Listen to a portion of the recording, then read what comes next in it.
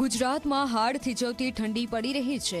ગુજરાત તરફ ફંટાયેલા બર્ફીલા પવનોના કારણે તાપમાનનો પારો ગગડ્યો છે અને લોકો રીતસરના ધ્રુજી ઉઠ્યા છે।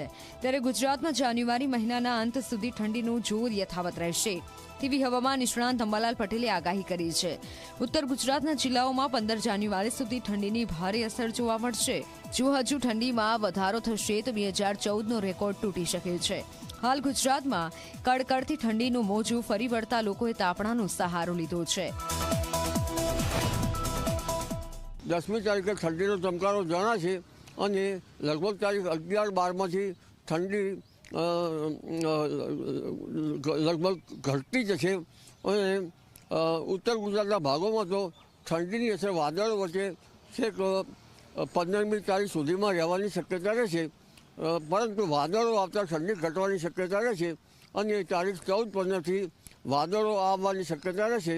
તારીખ 24મી જાન્યુઆરીથી ઠંડીનો ચમકારો આવી શકે અને જાન્યુઆરીના અંતમાંથી પુનઃ વાતાવરણમાં ફેરફાર થઈ શકે।